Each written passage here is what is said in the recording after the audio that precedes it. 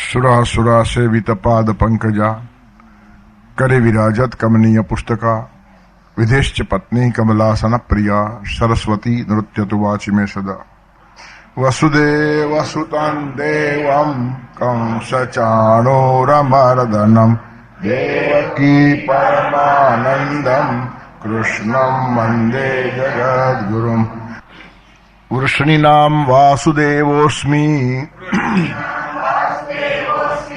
वृष्णीनां वासुदेवोऽस्मि पाण्डवानां धनञ्जयः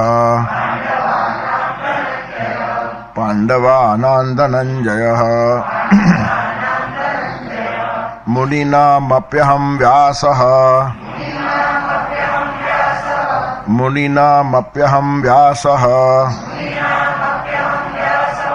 कवीनामुशना कविः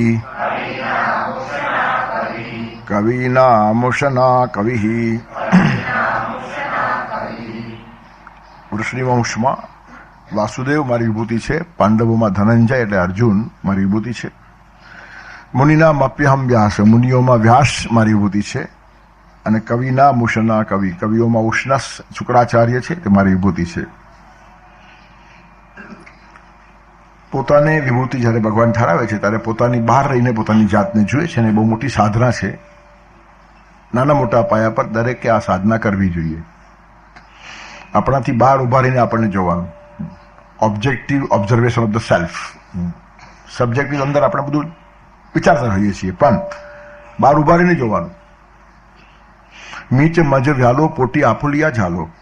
પોતાનામાંથી જન્મીને માણસ બહાર નીકળે એ વિકાસની એક શરત છે.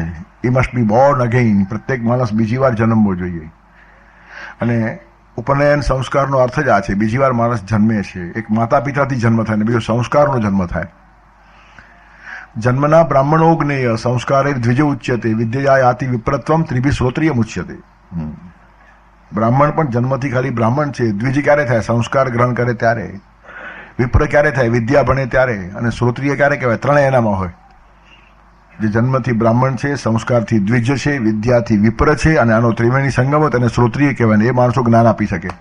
તસ્માત ગુરુમેવા વિગચ્છેત સમિત પાણી શ્રોત્રિયમ બ્રહ્મનિષ્ઠમ. ત્યારે શ્રોત્રિય બ્રહ્મનિષ્ઠ આવી રીતના જે ગુરુઓ છે તેની પાસેથી જીવનની સાચી દિશા મળે.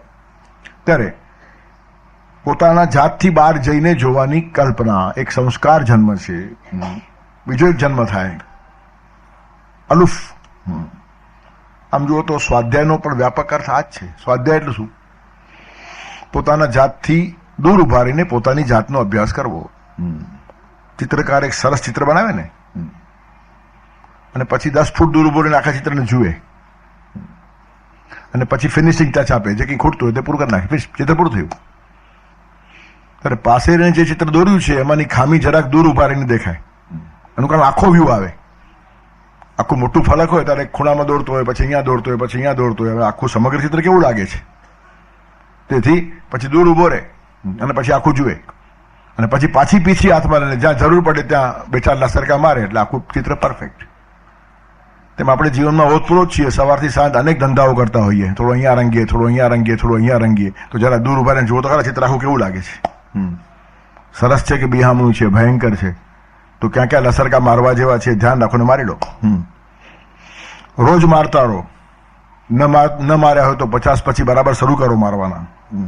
અને 60 પછી તો એ જ ધ્યાન હોવું જોઈએ. કારણ હવે ત્યાં જવાનું છે અને ત્યાં મોઢું કાળું દેખાડવું પડે એવું કંઈ બાકી ન રહી જાય તેવું સરસ ચિત્ર બનાવીને અહીંયાથી જાઓ.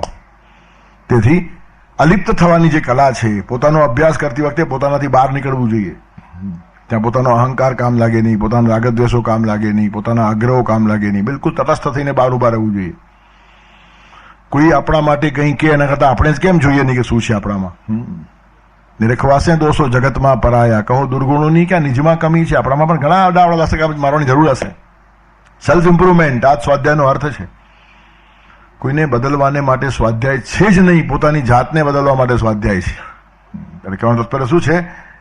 વૃષ્ણિનામ વાસુદેવસ્મિ એમ જ્યારે ભગવાન કહે છે ત્યારે પોતે અલિપ્ત છે અને જોઈ શકે છે આખી વાતને. ને આ તો બહુ અલિપ્ત છે. એકદમ ઉપરની ભૂમિકા ઉપરથી ગીતા કહેવાય છે. તેથી ગીતા કહેનારો કૃષ્ણ જુદો હતો, આ વસુદેવનો દીકરો નહીં. એ વસુદેવનો દીકરો બધી વિભૂતિઓમાંનું એક વિભૂતિ તરીકે ભગવાન ગણાવે છે. એના કરતા કેટલી ઉપર જઈને પછી આ ગીતાની આખી ધારા એમણે વેવડાવી છે. ત્યારે વૃષ્ણિ નામ વાસુદેવોષ્મી. પછી પાંડવાનામ ધનંજય. બીજી એક અદભુત વાત કહે છે, સામે ઉભેલા માણસ કહે છે તું પણ વિભૂતિ છે મારી. શું થયું હશે અર્જુનને? કલ્પના નહીં આવે આપણને.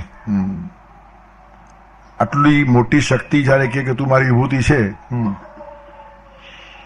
એકાદ હવાલદાર ઓળખતો હોય ને તો માણસ કોલર ટાઈટ કરે. આ નાકા ઉપર વાંધો નહીં, હવાલદાર આપણે ઓળખી દો છે. એમાં લાભ શું લેવાનો? સિગ્નલ તોડ્યો તો આપણને પકડે નહીં. બોલો, હવે ગેરલાભ લેવાનો. ઓળખાણનો ગેરલાભ.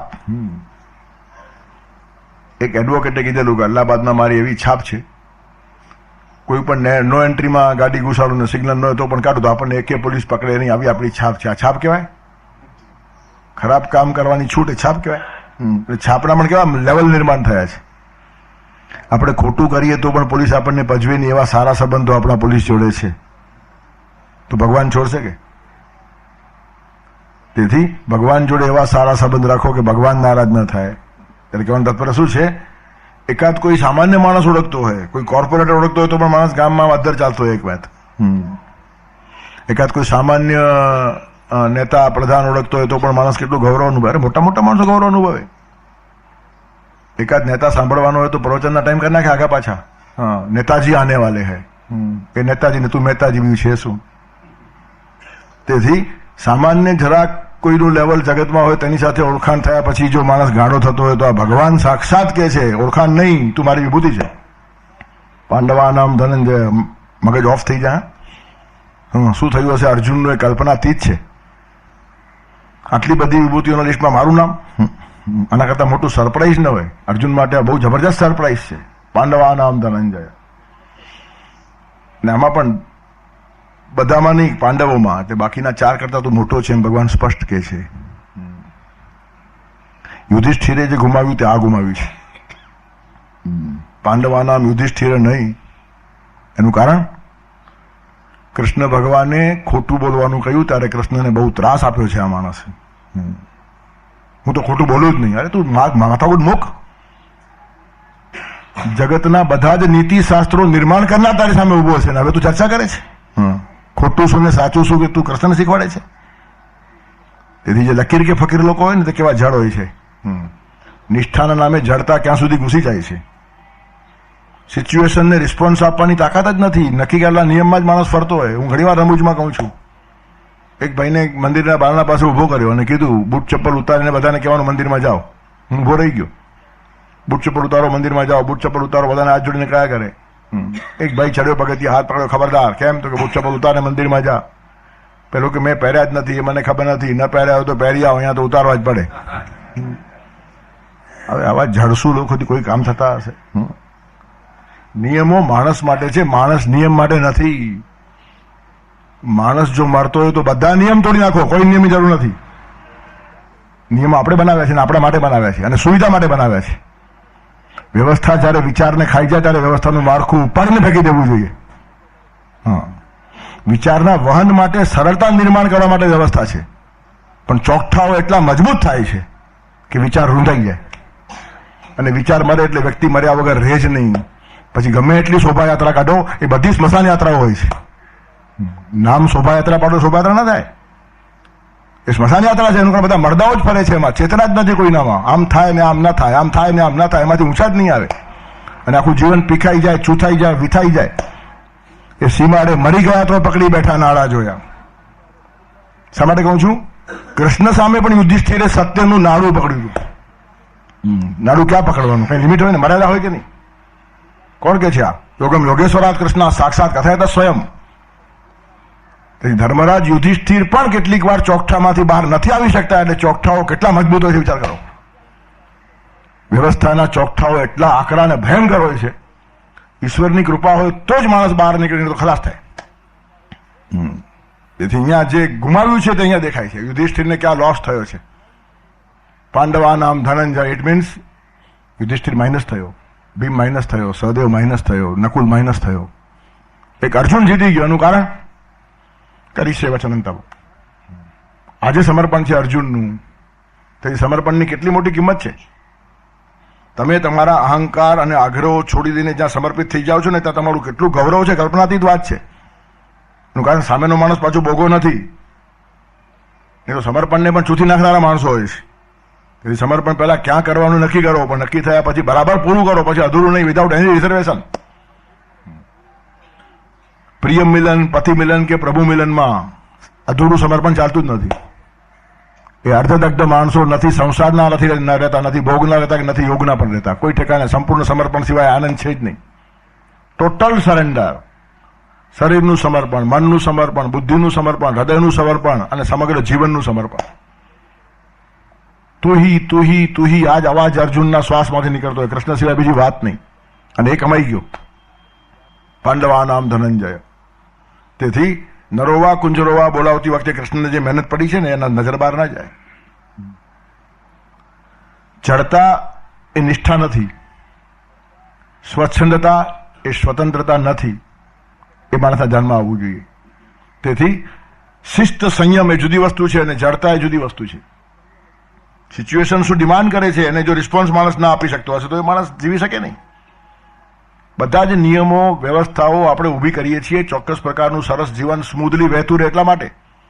અને એ વહનમાં જ્યારે રૂકાવટ આવે ત્યારે વ્યવસ્થા બાધક થઈ જાય, સાધક ન થાય. કોઈ પણ વ્યવસ્થા સાધક હોવી જોઈએ, બાધક નહીં. બંધનનો ભાર ન લાગે એવા સંબંધો હોવા જોઈએ. જે સંબંધમાં બંધનનો ભાર લાગે એ સંબંધ નથી. ખેંચા કાઢો ગાડું, રગસ્યું ગાડું છે, કઈ વાળે નહીં એમાંથી. એકે માણસને ફાયદો થાય નહીં, તમને કે સામેવાળાને. તેથી જે સંબંધમાં બંધનનો ભાર નથી, આપણા બધા જ સંબંધોમાં બંધનનો ભાર છે. આમ કરીશ તો આને શું લાગશે, આમ કરીશ તો આને શું લાગશે, આમ કરીશ તો આને શું લાગશે, માસીને શું લાગશે, ફઈને શું લાગશે, ફુવાને શું લાગશે, અને એમાં માસીજીને શું લાગશે એ વધારે ખટકે. માસીનો વાંધો નહીં, પણ માસીજી તો મારાવી નાખે. તેથી માથા પર બોજો લઈને ફરીએ છીએ, જીવતા જ આવડતું નથી. એનો અર્થ કોઈનું અપમાન ન કરો, સંબંધો કલુષિત ન કરો, પ્રેમ ચોક્કસ જાળવો, પણ જાતને મારીને જગતમાં કંઈ જાળવવા જેવું નથી. त्यजेद एकम कुलस्यार्थे ग्रामस्यार्थे कुलम त्यजेद ग्रामम जनपदस्यार्थे आत्मार्थे पृथ्वीम त्यजेद. આત્મા મરતો હોય તો ત્રિભુવનનું રાજ છોડી દો, કશું જોઈતું નથી મને. જાત મારીને મારે એક પણ સંબંધ જાળવવો નથી. હવે નવા નવા સંબંધો બાંધવા નથી, મારે તૂટેલા ધાગાઓ સાંધવા નથી. તોડો સાંધો, તોડો સાંધો, આ ધંધામાંથી માણસ ઉપર ક્યારે આવે? તેથી અતિશય સહજાવસ્થા એ મોટા મોટી વાત છે. પ્રવાહ પતિત થઈ જનારા માણસો જેમ હલકા છે તેમ પ્રવાહમાં વહેનારા માણસો મોટા પણ છે. યશ્ચ મૂઢતમો લોકે યશ્ચ બુદ્ધે પરંતપ તાઉ બહુ સુખ મેં દે. સ્વાર્થ માટે તકવાદી બનીને પ્રવાહમાં ભળી જનારો માણસ હલકો છે, પણ પોતાના અહંકાર અને આગ્રહ છોડીને પ્રવાહમાં ભળી જનારો માણસ બહુ મોટો છે. તેથી આ વર્તુળનું પહેલું બિંદુ છે ને આ વર્તુળનું છેલ્લું બિંદુ છે. કેટલાક માણસો પ્રવાહ પતિત હોય, જ્યાં ઢાર જુએ ત્યાં ઢળી પડે, જ્યાં ઢાર જુએ ત્યાં ઢળી પડે, અને પોતાનો અહંકાર અને આગ્રહ રાખ્યા વગર વશિષ્ઠ, મરીચી કે યાજ્ઞવલ્ક્ય કે પતંજલિ જેવા માણસો પ્રભુના પ્રવાહમાં ડરતા હોય તો એ બેને ટકેસર ભાજી, ટકેસર ખાજામાં ગણો નહીં. અને સમજવાની વિવેક શક્તિ માણસ પાસે હોવી જોઈએ, ને તો માણસો પરખાય નહીં. બધા જ માણસો આપણને એક સરખા જ લાગે. ઉપનિષદોની ચર્ચા કરનારો યાજ્ઞવલ્ક્ય અને વશિષ્ઠ અને સામે પોથી રાખ્યા વગર સત્યનારાયણની કથા કહેવાવાળો જટિયો ઘોર બંને આપણને એક જ લાગે છે. સત્યનારાયણની કથા વગર પોથી કહી નાખે અમારા મહારાજ તો એવા વિદ્વાન છે, શું કેવું પડે, પોથી જોવી જ નથી પડતી. કમાલ છે ને, કયો મોટો વાઘ માર્યો.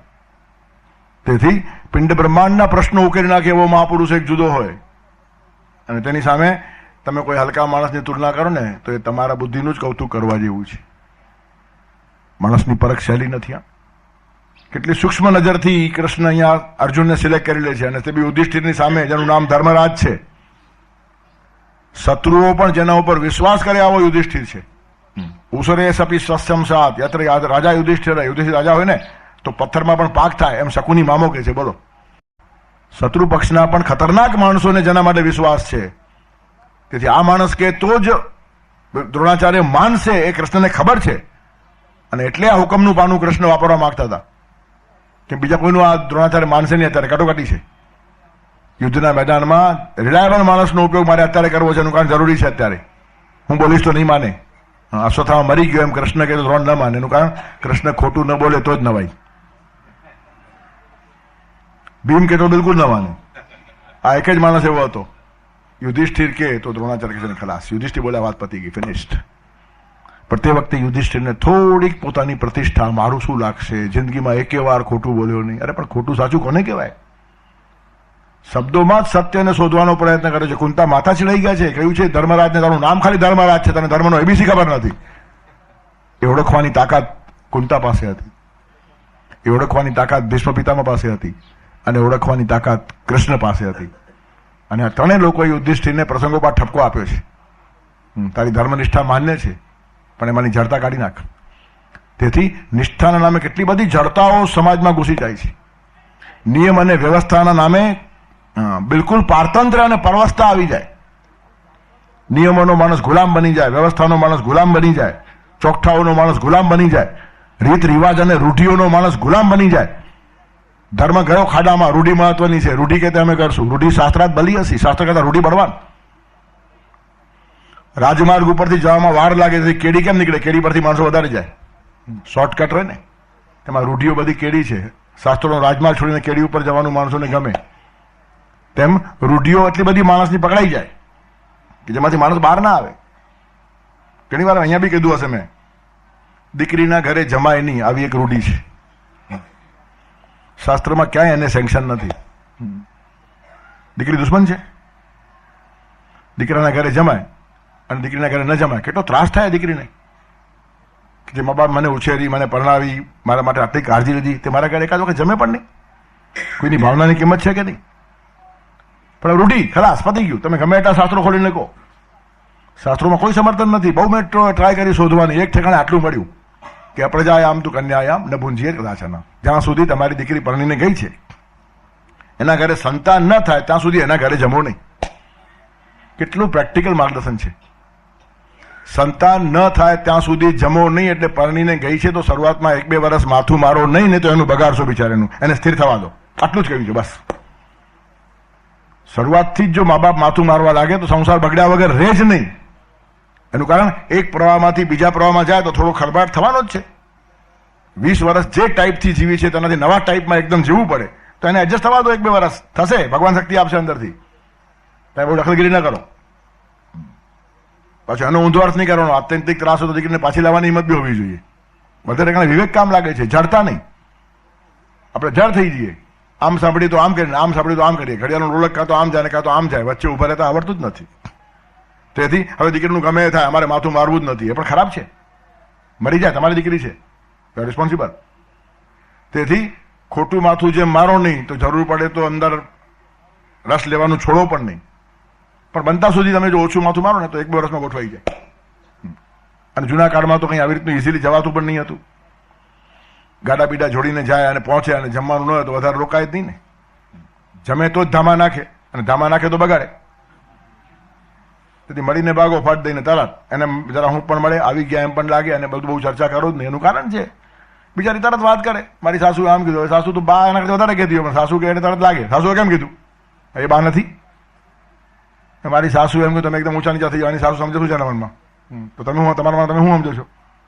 તેથી કેવી રીતનું બગડે? ત્યારે 1-2 વર્ષ સુધી, એટલે સંતાન ન થાય ત્યાં સુધી જમવાની મનાય, પછી જમવાની છૂટ છે. પણ 80 વર્ષનો બાપ 60 વર્ષની દીકરીના ઘરે જાય, જમતો નથી, પાણી પીતો નથી. અને એવા જડ લોકો છે, શેતરંજી બાજુવાળાની મગાવે, એ તો જમીન પર બેસે. બોલો શું કહેવાનું હવે?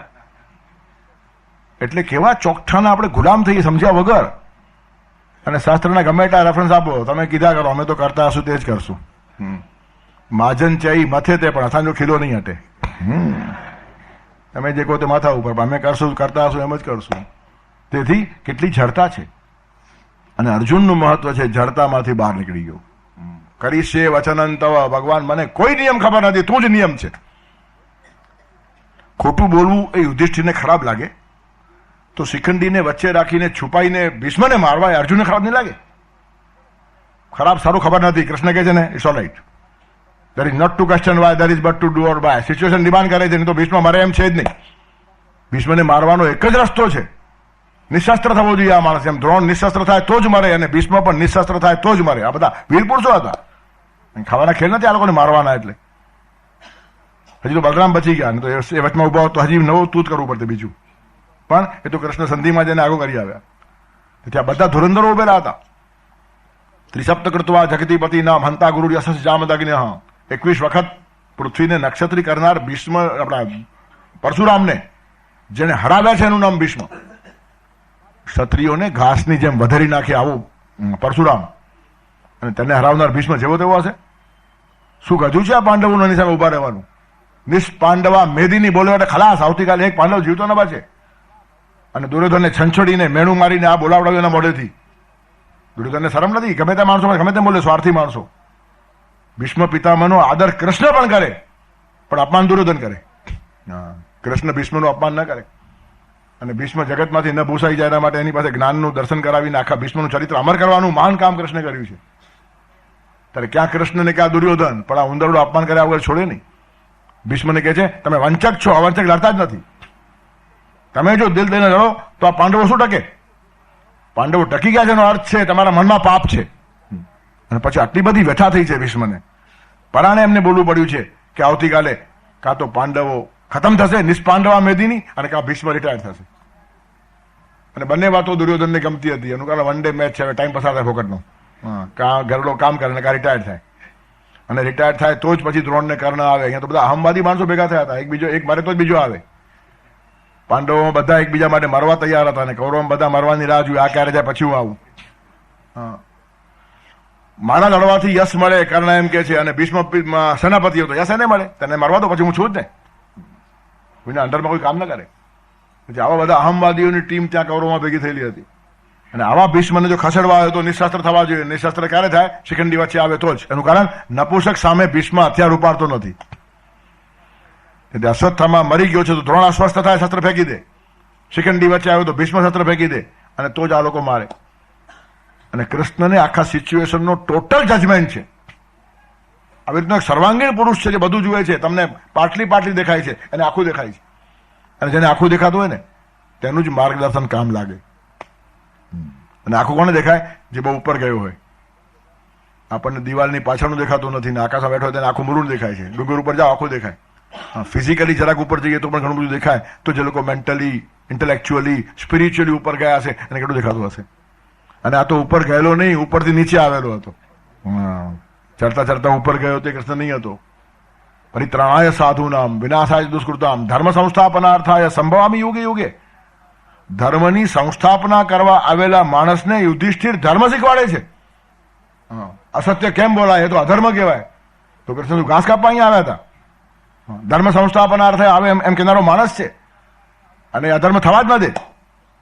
પણ આપણી ધર્મ અધર્મની બધી વ્યાખ્યાઓ જ અધૂરી છે, સમજણ અધૂરી છે, અને એ ભ્રાંતિમાં ને ભ્રાંતિમાં રાસ્તા હોઈએ છીએ આપણે. તેથી યુધિષ્ઠિર સત્ય અસત્યની ચર્ચાઓ કરતો હતો, અને અર્જુન કૃષ્ણ જે કે તેને સત્ય સમજતો હતો. ભીમની તાકાત, એની શક્તિની મર્યાદા ગદા પૂરતી હતી. એના ગદાના રેન્જમાં આવે તે જ માણસ મરે. અર્જુન પાસે ગાંડીવ છે, ત્રિભુવનને ધ્રુજાવી નાખે. આમ જુઓ તો શૌર્યમાં પણ એની રેન્જ બહુ મોટી છે. ભીમની ગદાના રેન્જમાં ના આવે તે માણસ મરે નહીં. ગદાને મર્યાદાઓ છે, અને બાણ અમાર્યા જ છે. તેથી ત્રિભુવન સુધી એના બાણની ગતિ હતી. સહદેવ ભવિષ્ય જાણતો હતો. અર્જુને ભવિષ્ય કૃષ્ણને સોંપ્યું હતું. જે ભગવાન કરે તે, જે ગમ્યું જગત ગુરુદેવ જગદીશને તે તણો ખરખરો ફોક કરવો. કુંડલી લઈને અર્જુનને ફરવાની ટેવ જ નથી. કુંડલી સહદેવ જોયા કરે. મારી કુંડલી કૃષ્ણના હાથમાં છે. તેથી પાંડવા નામ ધનંજય. એમને એમ નથી. ત્યારે બધા જ ચારે ચાર ભાઈઓની અંદર પણ કૃષ્ણે અર્જુનને પસંદ કર્યો છે, શ્રેષ્ઠ ગણ્યો છે. દુનિયામાં અર્જુન વિભૂતિ છે તો કંઈ ખટકે નહીં, પણ પાંડવોમાં હું છું એટલે બાકીના ચાર થોડાક અર્જુનની કમ્પેરિઝનમાં નીચા જાય છે. એ રીતે ગીતા વાંચતા આવડવી જોઈએ કે અર્જુન શું કમાયો અને યુધિષ્ઠિરે શું ગુમાવ્યું. તેથી જડતા એ નિષ્ઠા નથી. નિયમો અને વ્યવસ્થાના ચોકઠાઓ એ સાધક થવાને માટે છે, બાધક થવાને માટે નહીં. કોઈ પણ નિયમ આપણા વિકાસમાં બાધા લાવતો હશે તો ફેર વિચાર ના કરો એ નિયમ ઉપર. કોઈ પણ વ્યવસ્થા જો બાધક બનતી હશે તો એવી વ્યવસ્થા બહુ ટકાવા જેવી નથી. The sooner it goes the better. વિકાસને માટે ઊભી થયેલી વ્યવસ્થા જો વિનાશનું કારણ બનતી હોય તો એમાં કેટલા દિવસ પડી રહેવાનું? અને એ જો વિચાર કે શક્તિ માણસ પાસે ન હોય તો is not a human being, he is an animal. એ ખાલી પગથી ચાલનારો પશુ છે. એ ટોળામાં જ ભળી શકે, એની પાસે માથું જ નથી, સમજણ નથી, એ કોઈ દિવસ સમાજ નિર્માણ નહીં કરી શકે. પગથી ચાલનારા પશુ હોય તેના ટોળા હોય, એને હાંકનારો ભરવાડ હોય. માથાથી ચાલનારા માણસ હોય એનો સમાજ હોય, અને દોરવણી આપનારો નેતા હોય. તેથી નેતા, બુદ્ધિ, સમાજ, માણસ આ એક ગ્રુપ છે. ભરવાડ, ઘેટા, ટોળું અને આંધળું અનુકરણ આ બીજું ગ્રુપ છે. અને દુઃખની વાત છે, બીજા ગ્રુપની આજે બહુ મેજોરિટી છે. 90% નહીં, 99% માણસો બુદ્ધિ ગીરવે મૂકીને જીવે છે. ભગવાનને ખરેખર અફસોસ થતો હશે કે બુદ્ધિ મેં આપી શા માટે, વાપરતો જ નથી. ઘરેણમાં ગોઠવાઈ ગયેલા માણસો, પ્રવાહ પતિત માણસો, જરા પણ ચીરો ચાતરવાની હિંમત જ નથી. અમારા બાપાનો કૂવો, અમારા બાપાનો કૂવો, અને એમાંનું પાણી સડી ગયું તો પીને મરી જવાનું, પણ બીજો કૂવો ખોદવાનો નહીં. તાતસ્ય કૂપો એ મિતિ બ્રુવાણ ક્ષારમ જલમ કા પુરુષા પીબંતી. અમારા બાપનો કૂવો છે એમ કરીને ખારું પાણી પીનારા માણસો નપુસક છે એમ શાસ્ત્ર કહે છે. બોલો, શાસ્ત્રો વાંચીને તો મૂર્ખાઈઓ રહે જ નહીં. અમારા બાપનો કૂવો, અમારા બાપનો કૂવો એમ કરીને સડેલું પાણી પીધા કરે, રોગી થાય ને મરી જાય. શાસ્ત્રો કહે છે બીજો કૂવો ખોદો, ચિંતા નહીં કરો. યસ્યાસ્તિ સર્વત્ર ગતિ છે અકસ્માત સ્વદેશી રાગેણ હિ અંતિ નાશમ. જેની સર્વત્ર ગતિ છે તે શા માટે બંધાઈ રહે? સમુદ્રની અંદર મોતી પણ છે ને માછલા પણ છે, પણ માછલાઓથી સમુદ્ર છોડાય જ નહીં. એનું કારણ બહાર જાય તો મરી જાય, અને મોતીઓ સમુદ્રમાં રહે તો ખલાસ થઈ જાય, બહાર જાય તો જ એની કિંમત થાય. મોતીઓ ઝવેરી બજારમાં જવા જ જોઈએ, અને માછલાઓ સમુદ્રમાં રહેવા જ જોઈએ. તેથી કોઈ પણ ચોકઠામાંથી માછલાઓ બહાર નથી આવી શકતા. બહાર મોતી અને પાણીદાર માણસ હોય તે જ આવી શકે, અને તે જ સમાજને ગાઈડન્સ આપી શકે. ત્યારે કહેવાનું તાત્પર્ય શું છે? યુધિષ્ઠિર એ વ્યવસ્થાનો માણસ છે અને અર્જુન એ વિચારનો માણસ છે. યુધિષ્ઠિર એ ચોકઠાનો માણસ છે અને અર્જુન એ સમજદારીનો માણસ છે. અને યુધિષ્ઠિર પાસે સમજદારી ઓછી નહોતી પાછી, જરા બહુ સાચવીને સમજવા જેવી વાત છે. ધર્મના સૂક્ષ્મ રહસ્યો દુનિયાને સમજાવી શકે આ કેપેસિટી યુધિષ્ઠિર પાસે છે, પણ પોતાના ઉપર જયારે આવે ત્યારે ચોકઠો ચાતરવાની જે હિંમત હોવી જોઈએ તે છે નહીં. સમજ્યા પછી પણ કેટલા બધા માણસો સાથે રસ્તે જઈ શકતા નથી. હા, સમજીએ છીએ બધું, પણ હવે ચાલવા દો ને, આ તો આમ જ ચાલે તો માર બીજું થાય શું? હવે કૂવો લઈને, દીવો લઈને કોઈ માણસ જો કૂવામાં પડે તો કોણ બચાવે એને? ભગવાને આંખ આપી છે, સાથે દીવો છે, તેમ ઈશ્વરે બુદ્ધિ આપી છે, સામે શાસ્ત્રોનો દીવો છે, વાંચો અને આગળ વધો. પણ દીવો લઈને કૂવામાં પડવાની પ્રતિજ્ઞાઓ લીધી છે આપણે લોકોએ. તેથી અર્જુનના કેરેક્ટરનું મહત્વ છે. અર્જુનનું સમર્પણ એ બુદ્ધિમાન માણસનું સમર્પણ છે, બોગાનું નથી, અને બોગાના સમર્પણની કિંમત પણ નથી.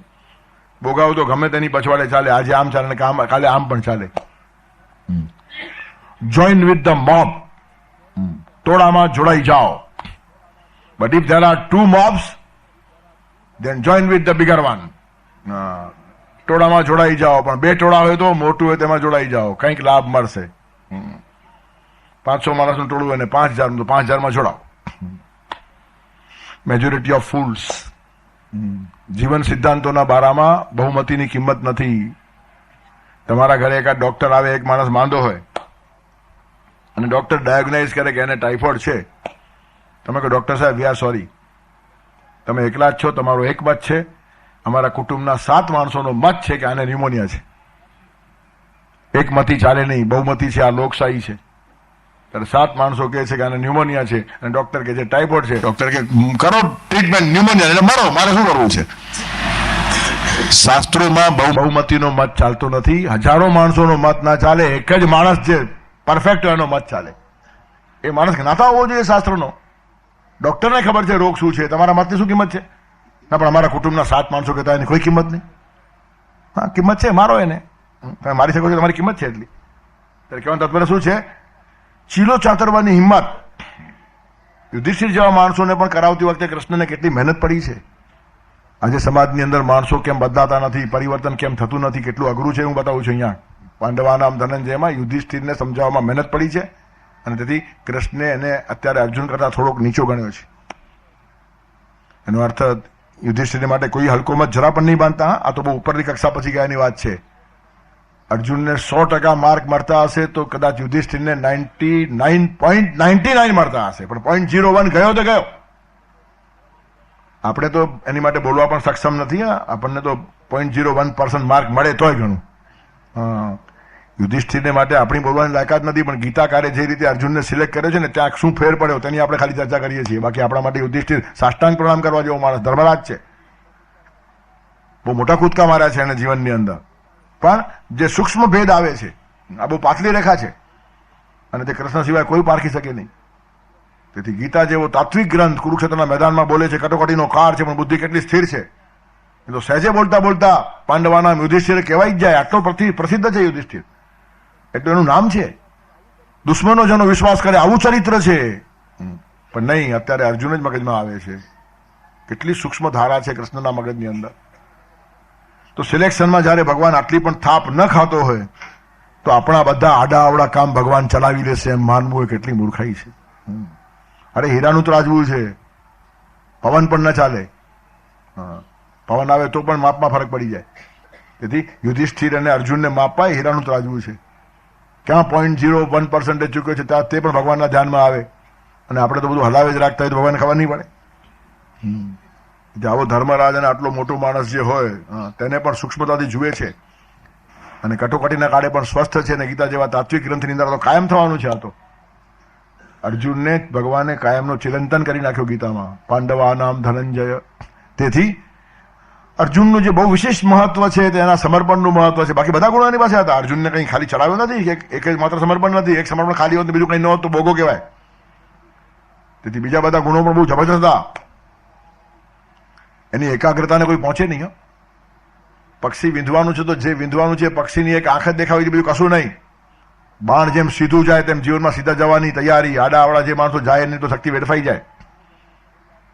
પ્રણવો ધનુ સરોયાત્મા બ્રહ્મતર લક્ષ્ય મુચ્યતે અપ્રમત્તેન વેદવ્યમ સર્વત્તન્મયો ભવેત. બાણ જેમ સીધું જાય ને તેમ જીવનમાં સીધા જાઓ. આડા આવડા જવા ટાઈમ જ નથી. પ્રણવો ધનુ, ઓમકારે ધનુષ્ય છે. સરોયાત્મા, આત્મા એ બાણ છે. બ્રહ્મતર લક્ષ્ય મુચ્યતે, બ્રહ્મ એ લક્ષ્ય છે. તેથી ઓમકારના ધનુષ્ય ઉપર આત્માને ચડાવીને બ્રહ્મને વિંધવાનું, ત્યાં પહોંચવાનું છે. પ્રણવો ધનુ સરોયાત્મા બ્રહ્મતર લક્ષ્ય મુચ્યતે અને અપ્રમત્તેન વેદવ્યમ, બિલકુલ પ્રમાદ કરો નહીં, એનો ટાઈમ ચાલુ જશે આત્માથી. સર્વત તન્મયો ભવે. અને તન્મય કેવા થાવ? બાણની જેમ. બાણ એકવાર છૂટ્યો એટલે સીધી દિશામાં જાય, પછી આમ બાણ લઈ જાય. આપણે તો આમ ક્યાંય કઈ ઠેકાણે રફી જઈએ, પત્તો જ નહીં. કપાઈ ગયેલો પતંગ જેમ લબડતો હોય તેમ જીવનમાં લબડીએ છીએ આપણે. કાયપો છે પેલા કે ને, હવે તો કેટલાય કાયપા છે. ભલે મોટા મોટા હોય, સત્તાધીશો બધા આમ લબડતા હોય, શ્રીમંતો બધા આમ લબડતા હોય. એનું કારણ કપાઈ ગયેલા. દોરી ભગવાનના હાથમાં નથી, ઈશ્વરના હાથમાં દોરી આપી હતી. અર્જુનનો પતંગ શોભે છે આજે 5000 વર્ષ પછી પણ. નહીં તો આ બધા જ પતંગો તમને વીજળીના તાર ઉપર દેખાય, ઝાડ ઉપર દેખાય, રંગ ફીકા પડી ગયેલા સંડાસી ટાંકી ઉપર દેખાય. બહુ મોટા મોટા, એક કાળે મોટા હોય અને એક કાળે પતો જ ના ખાય. બધા જ જેનું માનતા હોય તેવા માણસનું કોઈ જ નથી માનતું તમને જોવા મળે. સમય સમય બલવાન હૈ, નહીં મનુષ્ય બળવાન. કાબે અર્જુન લૂંટ્યો, વહી ધનુષ વહી બાણ. તેથી બધાનું કાળ પરિવર્તન આવે છે. તેથી કોઈએ અહંકાર કરવા જેવો નથી. ઘણા માણસો ભયંકર અહંકાર કરે કારણ વગરનો. એનું કારણ હમણાં એનો પતંગ ચગે છે, પણ દોરી કોકના હાથમાં છે તે ભૂલો નહીં. દોર પતંગ તણો ઈશ્વરના હાથે સોંપીએ, અહંકાર છોડી દઈએ, એના થઈ જવામાં માલ છે. ભક્તિની શક્તિ ધરશું, આ વિશ્વ ઘણું જ વિશાળ છે. સંક્રાંતિનો કાળ ખરેખર ક્રાંતિ કેરો કાળ છે. ક્રાંતિ મીન્સ ચીલો ચાતરવાની તૈયારી, ચોકઠામાંથી બહાર આવવાની તૈયારી, સમજદારી પૂર્વક જીવવાની તૈયારી, વ્યવસ્થા બાધક બનતી છોડીને સાધક વ્યવસ્થા અપનાવી લેવાની તૈયારી.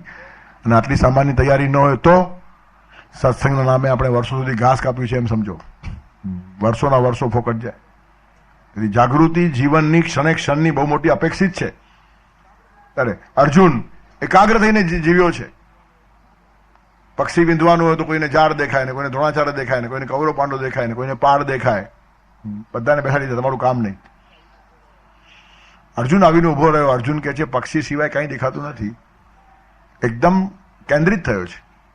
એટલે ગુરુ આગળ વધ્યા કે હજી જરા ધ્યાનથી જો. પછી કે પક્ષીની ખાલી 2 જ આંખ દેખાય, પક્ષી પણ દેખાતું નથી. એમ હજી જરા ધ્યાનથી જો. તો કે હવે જમણી આંખ વિંધવાની છે તે જ દેખાય છે, બીજું કાંઈ દેખાતું નથી. હવે છોડ બાળ, ફિનિશ, વિંધી નાખી. આટલી એકાગ્રતા જીવનમાં જોઈએ. તેથી અર્જુન પાસે ગુણો નહીં હતા એમ નહીં, એ ગુણો હતા અને પછી સમર્પણ છે એની કિંમત છે. બુદ્ધિમાન માણસનું સમર્પણ છે લક્ષ્મણનું, બુદ્ધિમાન માણસનું સમર્પણ છે અર્જુનનું. લક્ષ્મણ રામને સમર્પિત થયો છે, એમાં એક સુગંધ છે. અર્જુન કૃષ્ણને સમર્પિત થયો, એમાં એક સુગંધ છે. હવે આપણને કંઈ આવડતું જ નથી તો થઈ જાઓ સમર્પિત, જે કરશે તે, જે બધાનું તે આપણું. એ સમર્પણ જુદું, એની કોઈ કિંમત નથી, એમાં સુગંધ પણ નથી. તેથી એકાગ્રતા જબરજસ્ત છે. શૌર્ય ઓછું છે, કેટલો સુરવીર છે. કૃષ્ણની ગેરહાજરીમાં કેટલા બધા યુદ્ધો એકલે હાથે લડ્યો છે અને વિજય થઈને આવ્યો છે. એક જ ખાલી ઘટના અહીંયા કીધી પણ હશે. કૌરવો પાંડવોને પજવવા ગયા હતા વનમાં, એને પીડા આપવાને માટે. એનું કારણ, તમે વંચિત છો, સંપત્તિ તમારી પાસે નથી, અને ખાસ કરીને દ્રૌપદી પાસે પહેરવા ઘરના નથી, એટલે બધી કૌરવ સ્ત્રીઓ ઘરના પહેરીને નીકળી. એનું કારણ તો જેને બળતરા થાય ને. આપણી પાસે છે એનો આપણને આનંદ નથી, બીજા પાસે નથી અને એને દેખાડીને બાળવાનો આનંદ છે. કેટલા હીન કક્ષાના માણસો જગતમાં હોય છે. તેથી ઘોષ યાત્રા કાઢી છે પાંડવોને પજવવાને માટે, કે આ લોકો જુએ તો બળતરા થાય કે આપણે બધું ગુમાવ્યું ને આ લોકો બધું મેળવ્યું. મેળવ્યું તે હરામનું મેળવ્યું તો પછી ભૂલી ગયા છે, પણ હરામનું પ્રદર્શન ચાલતું હોય, અને રામ ખોવાઈ ગયા પછી હરામનું પ્રદર્શન ચાલે છે. તેથી બધા નીકળ્યા, પણ ભગવાનથી સહન ના થાય. પાંડવોને કોઈ પજવે ને ભગવાન સહન ન કરે. પ્રહલાદ સમા ભક્તોને જયારે પજવે દુનિયાદારી, તો સ્તંભ અહીંથી પ્રગટે તો રૂપ નર હરિધારી. એક આવી અગવડ આવી છે. ચિત્રરથ ગંધર્વ અને એની બધી અપ્સરાઓ સ્વર્ગની ત્યાં જલક્રીડા કરતી હતી, અહીંયાથી આ લશ્કર પસાર થયું. ઠાઠમાઠથી હાથી ઘોડા બધા શણગારેલા, આમ તેમ. આ લોકો વોર્નિંગ આપી કે અમારા બૈરા અહીંયા રહે છે, અહીંથી જવાય નહીં, રસ્તો બદલાવો. હવે કેફ હતો ને, અમે સત્તાધીશ, અમને કેનાર કોણ? અરે જા ચાલ્યા. બધાને બાંધી મૂક્યા લોકોએ, ગંધર્વોએ. દૈવી શક્તિ પછવાડે હતી, ઇન્દ્રનું પીઠબળ. તેથી બધા કૌરવોને મુસ્કે ટાટ બાંધ્યા, પણ બહેનોને હાથ લગાડે માટે બહેનોને છોડી મૂકી. હવે જવા થતા પાંડવોને પજવવાને માટે, તેના બદલે રડતા રડતા જવું પડ્યું બહેનોએ, અને યુધિષ્ઠિરને કહેવું પડ્યું કે અમારા મંગલસૂત્રની રક્ષા કરો, નહીં તો આ મારી નાખશે. એને બધાને બાંધી મૂક્યા છે, અમને ખાલી છૂટા મૂક્યા છે. અમે મદદને માટે આવ્યા છીએ. અમે લેશે ને હેતુ વિના, કોઈ પ્રકારના હેતુ વગર તમને મળવા આવતા હતા. એમ શા માટે કહેવું પડે? હેતુ હોય તો જ. તમને મળવા આવવા પાછળ કોઈ હેતુ નહોતો, એનો અર્થ હેતુ હતો. ચોર સૌથી પહેલા એમ કે મેં ચોરી નથી કરી, બધા પૂછે કોણ? બેસ ને, તારી ઇન્કવાયરી આવશે. તેથી લેશે ને હેતુ વિના કે છે. ત્યારે ભીમ કહે છે આટલો બધો જો મળવાનો ભાવ હતો તો અમને કાઢ્યા શા માટે? ત્યારે યુધિષ્ઠિર કહે છે રવા દે, આવા ટાઈમે કટુ નહીં બોલવા, અગવડમાં છે આ લોકો. કોઈ માણસ અગવડમાં હોય ત્યારે એની સામે હીન ભાષા નહીં વાપરવી જોઈએ. ભીમ અને અર્જુન માનવા તૈયાર નથી, આપણા દુશ્મનો છે. ત્યારે યુધિષ્ઠિર બહુ સરસ વાત કહે છે. જો મહત્વ કેવું છે યુધિષ્ઠિરનું પણ. આપણે અંદર ન ઝઘડીએ ને ત્યારે એ લોકો 100 કૌરવ છે ને આપણે 5 પાંડવ છીએ, પણ શત્રુ 12 નો હોય ને તો આપણે 105 છીએ. વયમ પંચાધિકમ સતઃ, 100 ની ઉપર 5. આપણે બધા અત્યારે એક છીએ. એનું કારણ આપણા પરિવાર ઉપર આફત છે. કૌરવો અને પાંડવો આમ તો પિતરાઈ ભાઈઓ જ છે ને. કીધું એટલે તારા ભીમ અને અર્જુન જવા લાગ્યા. અર્જુન તૈયાર થયો ગાંડી લઈને. ભીમસેન કે હું પણ આવું છું. તો જરૂર નથી, એમાં શું છે, ગવૈયાઓને મારવા એટલે શું જરૂર પડે? ગવૈયો કેવા બધા કૌરવોને જેને બાંધ્યા છે તે ગવૈયા. પણ જો અર્જુનનો કેફ જુઓ, આ ગવૈયાઓ વીણા વગાડતા એને મારવા માટે તારી જરૂર શું છે? હું કાફી છું, એનફ છું. આ જરા ખેલ જોવો હોય તો ઓડિયન્સમાં કોઈ જોઈએ, મેચમાં કોઈ શિક્ષક બિક્ષક મારે તો તાળી વગાડવા ચાલ, કાં તો આ લાશો વચ્ચે આડી આવે તો ઉપાડીને ફેંકવામાં તું કામ લાગશે. તારી પાસે આમ જરા શક્તિ બિકતી છે, બાકી લડાઈમાં જરૂર નથી. આ અર્જુન કેવું શૌર્ય છે. અને ત્યાં જઈને ગંધર્વોને વોર્નિંગ આપે છે કે તમે લોકો છોડી દો આ બધા કૌરવોને. ત્યારે પેલા હસવા લાગ્યા, કારણ વિજય મળ્યો ને લોકોને બી. ખાલી બકવાસ શું કરે છે, છોડાવે તો લડ. અર્જુન કે લડું, પણ મને લડવાની શરમ આવે છે. એનું કારણ કોઈ દી ગવૈયા જોડે લડ્યો નથી, વીર જોડે લડ્યો છું. આવા ગાનારાને ખાઈને પેટ ભરનારા માણસો બિચારા કોઈની ખુશામત કરીને પેટ ભરે, એની સામે લડવાનું. અને આવો ઇતિહાસ નોંધાઈ જાય મારા માટે કલંક છે. ક્વગાય કાયુમાં પાત વીણા ક્વચાપ ધુર્યા કુરુ વંશભૂપા અહોરણે ચાપલ મિદ્રુ સંબા સ્વમૂલકંબા પરમૂલકંબા. વીણા વગાડી વગાડીને ખુશામત કરીને પેટ ભરનારા તમે ક્યાં, અને ધનુષ્ય બાણ લઈને જ માના પેટમાંથી જન્મનારા અમે ક્યાં? આપણી તુલના હોય નહીં. તમે આ દોઢ ડાપણ કે લડવાની વાત કરો છો, તમારી પોતાની ઈચ્છા છે કે પાછળ કોઈ છે બીજો, અને હોય તો એને પતાવી નાખીશ. એટલે પાછળ ઇન્દ્ર હોય તો ચિંતા કરતા નહીં. સ્વમૂલકંબા પરમૂલકંબા. તમારું આ ચાપલ્ય, હોશિયારી, ડાપણ, દાદાગીરી પોતાની છે કે બીજાની છે? અને હોય તો ડરબીર છે નહીં, એનો વારો બી આવી જશે. ચાલો લઈ આવો, કોણ છે પછવાડે? જો અર્જુનની ખુમારી. તો પણ આ લોકો માનતા નથી. ત્યારે અર્જુનને એમ કદાચ મને આ લોકો ઓળખ્યા નહીં એટલે ઓળખાણ આપે છે કે વૃષાંક મૌલે વ્રણ ચિન્નદાયી વને જનોસ્મિન વસતી ઇતિ વાર્તા પપાત કરણે ભવતાન કિંસિત યદૃશમ સાહસ માતનુદ્વે. તમે આવું સાહસ કરો છો ને, મારું નામ તમારા કાને નહીં પડ્યું હોય. વૃષાંક મૌલે વ્રણચિન્નદાયી, અરે એકવાર ભગવાન શિવજીના માથે ફટકો મેં માર્યો છે, આનું નામ અર્જુન છે. વૃષાંક મૌલે વ્રણચિન્નદાયી વને જનોસ્મિન વસતી ઇતિ વાર્તા પપાત કરણે ભવતાન કિંસિત. આવો અર્જુન અહીંયા રહે છે, તમારા કાને આવ્યું છે કે નહીં? ખબર હોત કે આ અર્જુન છે તો તમે આવત જ નહીં, આવી મૂર્ખાઈ કરત જ નહીં. તો પણ પહેલા માનતા નથી. બધી વાતો પછી કરવું હોય તો લડીને છોડાવી જા, બાકી આ છૂટે બીટે નહીં. ત્યાર પછી અર્જુન કહે છે હવે તમે લડવાની બહુ હોશ છે તો મને લડવા વાંધો નથી, પણ તમને હું ફરક સમજાવું. તમારા કામમાં ને મારા કામમાં શું ફરક છે? ભ્રાતાધુના સૌ ન વિસૃજ્યતે ચેત તથાત્ર સન્નયતુ ગાંડીવમ મે યથા મહેન્દ્ર પરિગ્રહ્ય વીણામ સ્વબાહુ કીર્તિમ સ્વયં એવ ગાયેત. તમે જો ગવૈયા, તમે વગાડો વીણા ત્યારે બધાના માથા ડોલે સંગીતમાં, અને મારી પાસે વીણાથી ગાંડીવ છે અને હું જ્યારે ગાંડી ચલાવું ને ત્યારે માથા ડોલતા નથી, ઉડી જાય છે. આટલો ફરક ધ્યાનમાં લો. તમે એમ સમજતા ડોલાવશે, અમને ડોલાવીશ નહીં, હું પતાવી નાખીશ કે. તેથી ભ્રાતાધુના સૌ ન વિસૃજ્યતે ચેત તથાત્ર સન્નયતુ ગાંડીવમ મે યથા મહેન્દ્ર પરિગ્રહ્ય વીણામ સ્વબાહુ કીર્તિમ સ્વયં એવ ગાયેત. અને દિવસો આવા આવશે કે આવતીકાલે ઇન્દ્રની સ્તુતિ ગાન કરનારનો એક પણ ગવૈયો ઉપર પહોંચશે નહીં, અને ઇન્દ્રે પછી વીણા લઈને પોતાના ગુણ પોતે ગાવા પડશે. એ કાલનો દિવસ એવો ઉગશે. હજી વિચાર કરી લો કેવું અલ્ટિમેટમ આપ્યું છે. એકે જીવ તો નહીં જાય. અને પછી માનતા નથી. પછી અર્જુનને ઉપાડ્યું ધનુષ્ય હાથમાં, અને ત્યાં ભારત ચંપુકાર અર્જુનને પહેલું જ નામ આપે છે વિજય. એનું કારણ એને પરાજય જોયો જ નથી. વીણા સમસ્તા વિજય એને કૃત્તા ગંધર્વ સૈન્યાદ ગલિતા નિપેતુ આયુષ્મતી કેવલ માલુલો કે હસ્તાગ્ર વીણા દિવી નારદસ્ય. અને અર્જુને એ કામ કર્યું કે બીજા દિવસે એક જ વીણાવાળો આકાશમાં ફરતો હતો, દેવર્ષિ નારદ, બાકી બધા સાપ. આ અર્જુન છે. તેથી નિર્બળ માણસ, બોગો માણસ, નહીં સમજનારો માણસ સમર્પિત થયો છે આવું નથી. એકાગ્રતા જબરજસ્ત છે. શૌર્ય ભલભલાને ધ્રુજાવી નાખે એવું છે. ઇન્દ્રને પણ અર્જુન સામે આવવું હોય તો વિચાર કરવો પડે. અવિરુદ્ધનું જેનું શૌર્ય છે. આટલું જ નહીં, ચારિત્ર અતિશય ઉન્નત છે, અતિશય ઉન્નત. સ્વર્ગીય અપ્સરા ઉર્વશી સામેથી ચાલીને આવી છે તો માં કહીને નમસ્કાર કરે છે. કામ લોલુપ થઈને રૂપ પછવાડે પૂછડી પટપટાવનારા માણસો રોજ તમને જોવા મળશે, પણ રૂપ જ્યારે સામેથી આવે. શકુંતલા એક નાનકડો પત્ર લખે છે દુષ્યંતને કે તું મને સ્વીકારશે કે નહીં. ત્યારે દુષ્યંત કહે શું વાત છે? લક્ષ્મી માણસને મળે કે ન મળે, પણ લક્ષ્મીને તો જે જોઈએ તે મળે. તેમ એકવાર જો સ્ત્રી તૈયાર થઈ જાય ને તો કયો પુરુષ છે કે દૂર ભાગે. આવો ઉલ્લેખ શાકુંતલમાં કાલિદાસે કર્યો છે. દુરાપ, એના માટે કશું દુરાપ છે જ નહીં. તો સામેથી આવેલી અપ્સરા સ્વર્ગીય અપ્સરા છે. અને તે વખતે અર્જુનના મનનું સ્વાસ્થ્ય જુઓ કે તો અમારા કુળની જનની છે અને તારી પાસે આટલી નૃત્ય કલા તારા અંગમાં છે. સાષ્ટાંગ પ્રણામ કરવાનું મન થયું કે અમારા કુળમાં આવી કલા છે, તેથી હું તને જોતો હતો. એમાં આંખમાં કોઈ વિકાર નહોતો. અર્જુનને રોકી રાખવા માટે આને ઉર્વશી મોકલાવેલી ઇન્દ્રે કે અર્જુન અહીંયા રહે.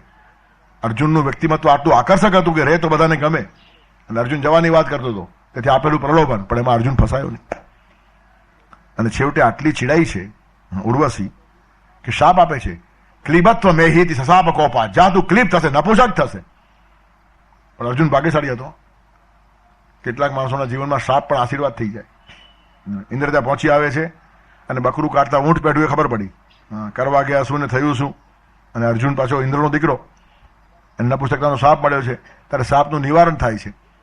અને છેવટે બળી કહે છે કે 1 વર્ષ માટે નપુસક થશે ને તે કયું વર્ષ તે સિલેક્ટ અર્જુન કરે. અને તે ગુપ્ત વેશમાં કામ લાગ્યું. 1 વર્ષ જયારે ગુપ્ત વેશમાં રહેવું હતું ત્યારે દ્રૌપદીની જોડે અર્જુન રહ્યો છે. એનું કારણ દ્રૌપદીની રક્ષા કરવી જોઈએ. પરાયા ઘરમાં છીએ, પારકા ઠેકાણે ઉભેલા છીએ. ત્યારે અર્જુનના જીવનની અંદર ચરિત્રની આ નિષ્ઠા છે. વિરાટની કન્યા ઉત્તરાને ભણાવતો હતો, ત્યાર પછી ખબર પડી જ્યારે કે અર્જુન છે ત્યારે વિરાટ કહે છે કે ઉત્તરા હું તને આપી દઉં લગ્નમાં. તો કે નહીં, મેં એને ભણાવી છે, મારી શિષ્યા છે. અને ગુરુ અને શિષ્યાનો સંબંધ છે ને એ પિતા અને પુત્રીનો હોય, એમાં વિચાર પણ ના આવે. તેથી છેવટે પછી અભિમન્યુ જોડે પણ લાવે છે, અર્જુનના દીકરા જોડે. એનું કારણ પુત્રવધુ થઈને, પુત્રવધુ એ પુત્રી જ કહેવાય. તેથી એકને માં કઈ નમસ્કાર કર્યા, એકને દીકરી તરીકે સ્વીકારી છે. એટલે ચારિત્ર પણ ઉન્નત છે. અસ્તવ્યસ્ત ચરિત્ર નથી આ માણસનું. પરણ્યો છે 5-7 વખત, પણ હિંમતથી પરણ્યો છે, છુપું છુપું નહીં. છાન ગપતે નથી કર્યા આ માણસે. અને તે વખતે એક નિષ્ઠા જુદી હતી. આપણે જેને ચરિત્રની કલ્પના માનીએ છીએ તે વખતની આખી કલ્પના ધારણાઓ જુદી હતી. એક પત્ની વ્રતનો આદર્શ રામે ઉભો કર્યો. દશરથને પણ એક કરતા વધારે પત્નીઓ હતી, તેથી પરણવાની મનાઈ નહીં હતી. પણ એકમાં એણે માતૃત્વ જોયું છે અને એકમાં એણે દીકરીને જોઈ છે, તેથી પોતાની કંઈક ધારણાઓ છે. પશુઓ જેમ ગમે તેમ ફરતા જાય તેવી રીતના ફરનારા માણસો એક કાળે નહીં હતા. અનેક લગ્નો કરીને પણ જબરજસ્ત પાવિત્ર્ય એ લોકો પાસે હતું. તેથી 5 પતિ હોવા છતાં કુંતા સતી હતી ને 5 પતિ હોવા છતાં દ્રૌપદી સતી હતી. એ સમાજની એક ધારણા હતી. ત્યારે નક્કી કરેલી ચોક્કસ ધારણામાં બેસીને જે ચરિત્રના નિષ્ઠાના મૂલ્યો હતા તે મૂલ્યોની જાળવણી અર્જુને પોતાના જીવનમાં કરી છે. તેથી ચરિત્ર પણ મોટું હતું. અનંત વાતો અર્જુનના જીવનમાં દેખાય છે. જ્ઞાન છે, વીર્ય છે, શૌર્ય છે, ધૈર્ય છે, એકાગ્રતા છે, અને આ બધાની ઉપર તોરો એક મુગટ લાગે ને એવો ગુણ છે સમર્પણ. આટલું બધું હોઈને પણ કરીશ એ વચન તવ, ભગવાન તમે જેમ કહો છો તેમ હું કરીશ. ગીતાના છેલ્લા અધ્યાયમાં જ કે છે. વચ્ચે પણ કહ્યું છે મોહોયમ વિગતો મમ, મારો આ મોહ ગયો. પણ ભગવાનને એમ થયું હજી પૂરો ગયો નથી. એનું કારણ થોડું મોડિયું બાકી તો પાછું ઉગે. એ સંપૂર્ણ સાફ ન થાય ત્યાં સુધી ભગવાનને છોડ્યા નથી. એટલે ગીતા 18 અધ્યાય સુધી પહોંચી છે. તો વચમાં 1-2 વાર કહ્યું છે એને કે મોહોયમ વિગતો મમ, મારો મોહ ગયો, પણ હજી ગયો છે એમ ભગવાનને લાગ્યું નહીં. તેથી અર્જુન છેલ્લે બાકી 18મા અધ્યાયમાં બહુ સ્પષ્ટ કહે છે કે નષ્ટો મોહ સ્મૃતિર્લબ્ધા તત્ પ્રસાદાન્મયા અચ્યુત સ્થિતોસ્મિ ગત સંદેહ. હવે કોઈ સંદેહ જ નથી. હવે બધો મોહ ગયો. નષ્ટો મોહ સ્મૃતિર્લબ્ધા, બધી સ્મૃતિ આવી ગઈ. શું કરવું જોઈએ? એનું કારણ અર્જુનની સામે લડાઈ હતી 2 ધર્મોની. એક વ્યક્તિ ધર્મ અને એક વર્ણ ધર્મ. એક પુત્ર ધર્મ અને એક શાસ્ત્ર ધર્મ. પુત્ર ધર્મ અને વ્યક્તિ ધર્મ કહે છે કે ભીષ્મ અને દ્રોણને પગે લાગ, અને વર્ણ ધર્મ અને શાસ્ત્ર ધર્મ કહે છે સંસ્કૃતિ વિરોધી જો હોય તેની સામે લડ. અને લડાવવાને માટે બધી ચેષ્ટા ભગવાનની ચાલે છે. એનું કારણ વર્ણ ધર્મ વ્યક્તિ ધર્મથી મહત્વનો છે. તેથી દેખમ કુલસ્ય અર્થે, કુળનું હિત હોય તો એકાદ માણસનું બલિદાન લેવાઈ જાય. ગ્રામસ્ય અર્થે કુલમ તજેત, ગામનું હિત હોય તો એકાદ કુટુંબનું બલિદાન લેવાઈ જાય. અને આખા નગરનું હિત તો એકાદ ગામને પણ નુકસાન થઈ જાય. પણ આત્માનું અહિત થાય ત્યારે બધું છોડી દેવાનું. કેટલું નીતિશાસ્ત્ર પાવરફુલ છે આપણે ત્યાં. ત્યારે જીવનની અંદર કેટલીક વાતો પકડવી પડે. ત્યારે અર્જુન વર્ણ ધર્મ અને વ્યક્તિ ધર્મ મૂંઝાયો હતો, અને ત્યાં ભગવાનના ગાઈડની જરૂર પડી છે. અધર્મ અને ધર્મની મૂંઝવણ અર્જુનને છે જ નહીં. દુનિયાભરને ધર્મ સમજાવે એટલી ક્ષમતા છે. પણ 2 ધર્મો છે. એક તરફ પિતામહ દેખાય છે, ગુરુ દેખાય છે, અને પોતે પુત્ર છે, તો પગે લાગવું જોઈએ, આ ધર્મ છે. અને બીજી બાજુ એવા ખોટા ઠેકાણે ઉભા રહી ગયા છે કે એમની શક્તિથી દુર્યોધન તાકતથી ના કરે છે અને સંસ્કૃતિને ધર્મને ખલાસ કરે છે. તો હવે એવા ટાઈમે એ ગુરુતા અને પૂજ્યતા જોવાય નહીં. Greatest good of the greatest number. વિશ્વનું ચિરંતન હિત શેમાં છે? સંસ્કૃતિ ક્યાં ટકે છે? જીવન મૂલ્યો ક્યાં ટકે છે? એની વચ્ચે આવનાર માણસ કોઈ પણ હશે, મારો ક્ષાત્ર ધર્મ મને લડવા માટે ફરજ પાડે છે. અને તે કૃષ્ણે ગાઈડન્સ આપ્યું છે, તે અર્જુને સ્વીકાર્યું છે અને વ્યવસ્થિત સ્વીકાર્યું છે. ખોટું બોલવાનું જો અર્જુનને, યુધિષ્ઠિરને દુઃખ થાય તો શિખંડી જેવા નપુંસક પાછળ છુપાઈને લડવું એ અર્જુનને ગમતું હશે? સુરવીર માણસ છે, એના પર ખડક લાગે. આખરે વચ્ચે નપુંસક રાખ્યો ને પછી લડ્યો. શું છે એનામાં? કઈ ઊંધે લાગવું તે લાગે. કૃષ્ણને શું લાગે છે મહત્વનું છે. કોઈને આમ લાગે છે ને કોઈને તેમ લાગે છે. સદા જોતો રહે છે તું પ્રભુને કેમ લાગે છે. અને પ્રભુને શું લાગે છે જોઈને અર્જુન જીવ્યો. અને આટલો મોટો એવોર્ડ એને મળ્યો છે, દુનિયામાં કોઈને નહીં મળ્યો હશે. પાંડવાનામ ધનંજય, કૃષ્ણ ભગવાન પોતાના મોઢે કે અર્જુન તું મારી વિભૂતિ છે. ત્રિભુવનનું રાજ્ય પણ તુચ્છ છે. 2-4 એવોર્ડના ટુકડાઓ શું કરવાના હતા? 2-5 કરોડ મળે તો માણસ નાચવા લાગે. ત્રિભુવનનું રાજ્ય ખલાસ છે આની સામે. પાંડવોની અંદર અર્જુન મારી વિભૂતિ છે ભગવાનના મોઢે સાંભળવું ને, કરોડો જન્મારાઓનું પુણ્ય આપી દેવાની તૈયારી હોવી જોઈએ જો આ શબ્દ સાંભળવા મળતા હોય તો. ત્યારે સામાન્ય એવોર્ડ મળે તો પણ આપણે કુદાકૂદ કરતા હોઈએ. તો અર્જુનને શું થયું હશે? સાક્ષાત યુનિવર્સલ પાવર. કર્તુમ અકર્તુમ અન્યથા કર્તુમ સમર્થ. અતલ વિતલ સુતલ તલતલ મહાતલ રસાતલ પાતાલ ભૂર ભુવ સ્વ બ્રહ્મ મહ જન તપ સત્ય. આ 14 બ્રહ્માંડો જેની ઈચ્છાથી ચાલે. He can do, he can undo, he can do otherwise. આવી શક્તિ જો કે તું મારી વિભૂતિ છે, એના કરતા બીજું મોટું સન્માન નથી. આપણે જે મેળવીએ છીએ તો અપમાન છે. આજે સન્માન ને કાલે અપમાન. આજે જે મેળવ્યું કાલે ટૂંકું લાગે. એ માન કહેવાય? આજે આ મળ્યું, હજી આનાથી આ મોટું છે, હજી આનાથી આ મોટું છે. આ એવોર્ડમાં તો ખાલી 5,000 હતા, પેલું 50,000 વાળું છે. એને 50,000 હતા, પેલું 5 લાખ વાળું છે. પેલું 5 લાખ વાળું હતું, આ તો 1 કરોડ વાળું છે. કુદ્યા કર વાંદરાની જેમ. પેલું દ્રાક્ષા ગ્રેપ્સ સાવર. આ મેળવવા જેવું છે. પાંડવાનામ ધનંજય. એક જ એવોર્ડ, જરૂર જ નહીં, આનાથી મોટું છે જ નહીં. જે મળ્યા પછી મોટું બાકી ન રહે એ મેળવવું જોઈએ. આમ કૂદકા મારી મારીને હવે આ મળ્યું, હવે આ બાકી રહ્યું, હવે એના માટે એપ્લાય કરો, હવે આ પણ મળવું જોઈએ, એ કેમ નથી મળતું આપણને? બધું ગુમાવ્યું, જીવન ખલાસ થયું. તેથી એક જ વસ્તુ મેળવવા જેવી અર્જુન સમજી ગયો અને એને જે મળી ગયું તે મળી ગયું. પાંડવા નામ ધનંજય. અવતારી વાર પાછા આવશું, એનું કારણ હવે પછીનો જે માણસ આવે છે એ બહુ મહત્વનો માણસ છે. મુનિનામ અપ્યહમ વ્યાસ, જેની પીઠ ઉપર બેસીને વાત કરીએ છીએ એને ઉડાવી દેવાય. આજ એક પીઠ ઉપર બેસીને 9 વર્ષથી આપણે ગીતા વાંચીએ છીએ ને આની પીઠ તો 5000 વર્ષથી ઊભી છે. ત્યારે અનંત વ્યાસોને અને વક્તાઓને જેને પોતાનું ગુડવિલ આપ્યું છે એને તો સાષ્ટાંગ નમસ્કાર નિરાતે કરવા જોઈએ. ત્યારે આવતા રવિવારે પાછા આવશું અને મુનિનામ અપ્યહમ વ્યાસમાં શું કહે છે તે જોશું. વૃષણી નામ વાસુદેવોસ્મી પાંડવાનાં ધનંજય મુનિનામપ્યહમ વ્યાસઃ કવિનામુષના કવિઃ વસુદેવસુતં દેવં કંસચાણૂરમર્દનમ દેવકી પરમાનંદમ કૃષ્ણં વંદે જગદ્ગુરુમ.